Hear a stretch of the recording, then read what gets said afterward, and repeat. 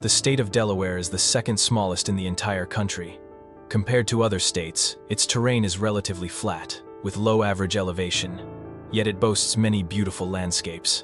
Despite the growing tourism industry, Delaware is still considered a state with a high quality of life, vibrant energy, and extreme safety, attracting many international students and residents. However, perhaps nothing is absolute, and no place is completely safe. In February 2013, a sudden shooting occurred in Delaware, leaving residents terrified. Even more shocking was that the perpetrator struck right in front of a courthouse, a place where justice is supposed to prevail.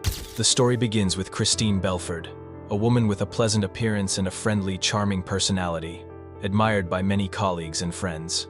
In her 20s, like many young women, Christine began dating and eventually married. Shortly after getting married, she and her husband welcomed a baby daughter into the world, bringing immense joy and celebration. Their faces were always bright with happiness. However, Christine's happiness did not last long. After a period of living together, Christine and her husband had many incompatible views. They began to have many arguments, causing the conflict to grow larger and larger. Finally, both had to decide to divorce. Although from the beginning, Christine really wanted to reconcile so that their daughter could have a more complete family. Although new, the couple parted on good terms. Christine, a mother full of love for her child, was given custody of the child after the divorce. Christine moved out with her daughter to live independently. To support their life, she began searching for a new job. After a long period of effort and interviews, an ophthalmology clinic accepted Christine's application. There, she worked diligently, hoping to secure a good life for her daughter, just like other kids her age. As time passed, in addition to getting used to the job, Christine also had the opportunity to interact more with David Matusiewicz, the clinic's ophthalmologist. He was a capable person with a pleasant and lovable personality. Christine and David became closer and closer. After a long time, however, thinking about her previous marriage, Christine was still very cautious about whether to let the story between her and David progress further or not. Contrary to Christine's caution, David continually wooed her with sweet words and warm gestures, gradually making her feel more fond of him. Not long after, they officially became a couple. In 2001, Christine and David decided to marry. After marrying, they moved to Middletown, Delaware, to live. They had 3 beautiful daughters together. Christine's daughter from her previous marriage also joined them in their new family. The couple and their children lived happily, working hard together. Christine's life once again took on bright and joyful colors. But things started to turn sour when Thomas, David's father, called. He explained that he and his wife were having mortgage issues and could no longer live in their house, and asked if they could move in with David. Though slightly surprised, David quickly agreed, as, after all, they were his closest family. Soon after, Thomas and his wife, Lenore, moved their belongings into the home shared by David and Christine. Conflicts began to arise as the house became a 3-generation household. Thomas, a former New Jersey police officer, was very strict and exacting. His wife, Lenore, was stubborn and wanted everything her way.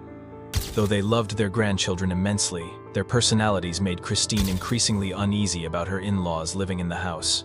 Over the following months, Thomas and Lenore continued to behave overbearing, frequently causing difficulties for Christine, making her life increasingly hard. David, as the head of the household, not only failed to support Christine but sided with his parents. This left Christine exhausted and feeling powerless amidst all the conflicts. In January 2006, after 5 years of marriage to David, Christine finally filed for divorce on her own. She submitted the petition to the court seeking custody of their children. Christine thought this was simply acknowledging the collapse of her marriage again, but she had no idea that from this decision, a new tragedy would truly begin. Tensions escalated when David outright rejected Christine's intentions. He told the court that Christine suffered from bipolar disorder and was incapable of providing a safe and stable environment for the children. This meant that Christine, a mother who had devoted herself to her children, instead of being granted custody, was being threatened with psychiatric hospitalization. For these allegations, the court had to conduct a psychological evaluation before issuing a final ruling. The results showed that Christine exhibited no psychological abnormalities. In fact, it was David who had issues. Nevertheless, he remained adamant about his stance. The litigation dragged on until February 2007, when the court ruled that both parents would share custody of the children. The children would live primarily with their mother, Christine, and occasionally visit David. In August 2007, David contacted Christine, saying that he and his mother would be taking a vacation to Disney World and wanted to bring the children along.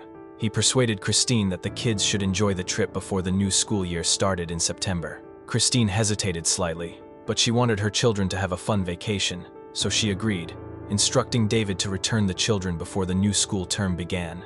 Christine had no idea that her children would be taken from her after this trip. As time passed and 2 days beyond the agreed return date went by, David and the children still did not come back as promised. No matter how hard she tried, Christine could not reach David, leaving her anxious and deeply worried about her children. On the evening of the 9th of September 2007, Jeff Screener, an officer with the Missing Persons Unit, received a call from Christine. She was in a state of panic, reporting that her children were missing. Police immediately launched an investigation, tracing the whereabouts of David, his mother Lenore, and the children. Police discovered that they had not purchased plane tickets as told to Christine, but had traveled by car. David's bank account was last used in North Carolina. Interestingly, they had been traveling for nearly 30 days, yet the account showed only a few transactions. Police questioned what they had been doing in those places without withdrawing money, or if they had prepared in advance to evade authorities. Middletown police obtained a search warrant for David's residence. There, they met David's sister, Amy, and David's father, Thomas. When questioned, both said they had not heard from David recently and did not know where he was. With no leads on the person, police followed evidence. At David's home, they found divorce papers and evidence of a bank account burned in the fireplace. Police also investigated information from an acquaintance of David. His optical store had been sold previously for $650,000. Furthermore, David had forged Christine's signature to take out a $250,000 credit loan. Lenore, David's mother, had purchased an RV to use as a mobile home for $82,000. Based on this information, police immediately issued a nationwide alert, publishing the vehicle's license plate. Christine was contacted by the press for interviews. The media continuously reported on the disappearance of her children. On TV, Christine sadly said, "I really hope to find my children soon and hope they all return safely." By November 2007, David's bank account showed new activity. He was transferring hundreds of dollars to an overseas account. Authorities immediately contacted international criminal organizations in neighboring countries and launched a months-long manhunt. Officials later discovered David in Panama. However, he had already fled. By March 2009, 19 months had passed, yet news about the children remained a mystery. Police repeatedly found traces of David, his mother, and the children. However, just as the task force moved in to apprehend them, they mysteriously vanished. Christine grew impatient, sorrowful, and increasingly despondent each day. Then, a glimmer of hope emerged. Federal authorities discovered David and his mother, Lenore, had taken the children to Nicaragua, the country north of Costa Rica. They were living in hiding in a small town called Catarina. After coordinating with the embassy, police captured the children. They were living in the RV with David and their grandmother. It seemed David and Lenore had decided to abduct the children from Christine and live with them in a remote location, away from anyone who could find them. After all efforts to gain custody failed, the children were safe, but they looked very different from when they left with David. They were pitifully thin. Furthermore, David and Lenore had been feeding the children a lot of false information about Christine during the time they were gone with them. They said their mother was no longer alive, which probably made the children obediently follow without protest. When apprehended, David and Lenore both admitted to their wrongdoing. Shortly after, David was sentenced to 4 years in prison and lost his custody rights. Lenore, the accomplice, was sentenced to 1 year and 6 months in jail. During this difficult period, an account under the name Cindy reached out to Christine to inquire about the children. She expressed concern and continuously prayed for the children's safe return. Cindy's sincere comfort helped Christine feel more at ease. Over time, they stayed in frequent contact, and Christine updated Cindy with news and photos of the children without worry. Christine thought that the absence of David and his mother would give her some peace of mind. Yet, just a month after their imprisonment, a strange website appeared containing negative information about Christine. There were even some remote surveillance videos of Christine's family. This caused her extreme worry about the safety of herself and her children. On the 16th of September 2010, Lenore was released from prison. She continued posting articles on the strange website, accusing Christine of abusing her eldest daughter. These fabricated stories subjected Christine to public criticism and took a severe toll on her mental health. Although many acquaintances knew her true character and recognized that the information was false, it still drained Christine emotionally. It didn't stop there. In March 2011, a secretly recorded video was posted online. In the footage, Christine appeared to be harshly pulling a child in a threatening manner, but it had been edited. In reality, she was only trying to guide the child safely to prevent harm during playful mischief. The prolonged anxiety worsened her mental state. She confided in Beth, a close friend, and received emotional support. To further reassure herself, Christine began teaching at a local religious school. However, in July 2011, someone sent a fake website about Christine to the emails of her principal and colleagues. With no other choice, Christine was forced to quit her job to ensure the safety of the children there. At this time, her spirit was so exhausted that her depression became more severe. Not only that, when thinking about David's upcoming release on bail, Christine became more worried and insecure. She proactively installed many cameras around the house and bought 2 hunting dogs. On the 13th of April 2012, David was finally released. Fortunately, he did not harm Christine. He moved to Texas to reunite with family, but issues between David, Christine, and the children were far from resolved. By law, David was required to pay child support to Christine. However, David did not comply immediately and kept delaying. As a result, the court summoned him from Texas to Delaware for a hearing with his ex-wife, Christine. After his release, David remained under 5 years of supervised probation. Therefore, traveling to Delaware required permission from Texas authorities. He obtained this permission, but there was a critical detail. He did not inform his probation officer in Texas that another person, his father Thomas, would accompany him to Delaware.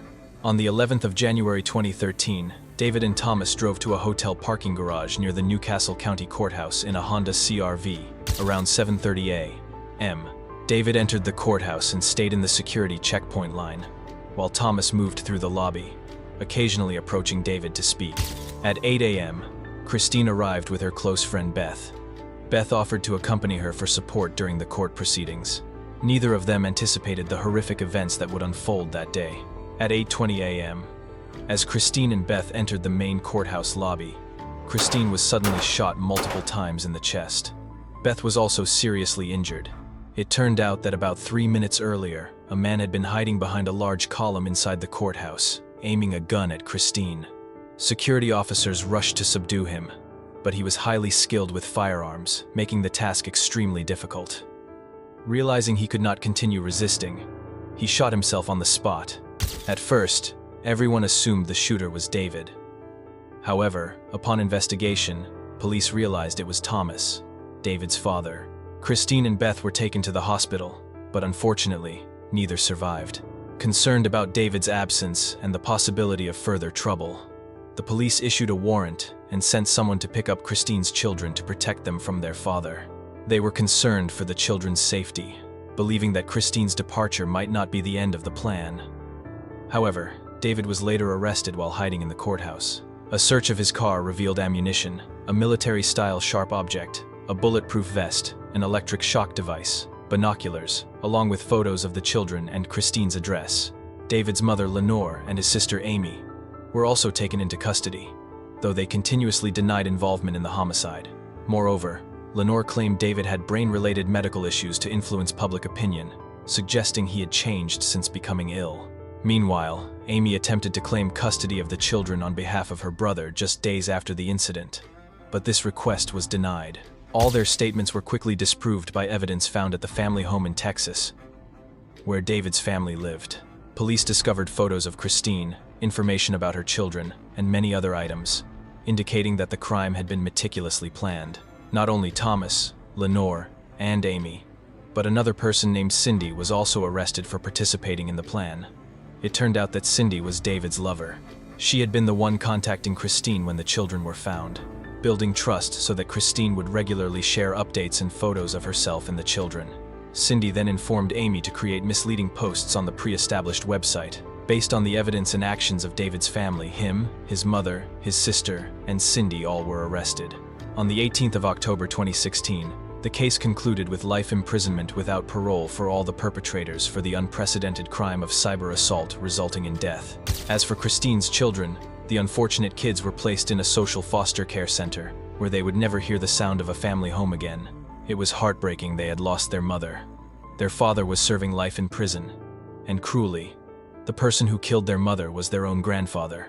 They had to go to a foster farm and live without any family. Had David and his family not plotted against Christine, they might have had the chance to raise the children together. No one could truly understand the motives of that cruel family. Surely, they wanted to take the children from their mother, but through actions whose consequences they could not foresee. Did kidnapping the children, even killing Christine, allow them to achieve their goals and escape justice? No. Truth and justice always side with the good, and every crime must be paid for. David's entire family paid a heavy price for their wrongdoing. It was truly tragic and heartbreaking for the lost souls Christine, the victim of both physical and psychological assault, along with her close friend Beth. Even more painful were the remaining children. No mother, no father. Hopefully, they would receive proper care and upbringing, and as they grew, they could live normal lives, unhaunted by the traumatic past inflicted by the very family members who caused their suffering.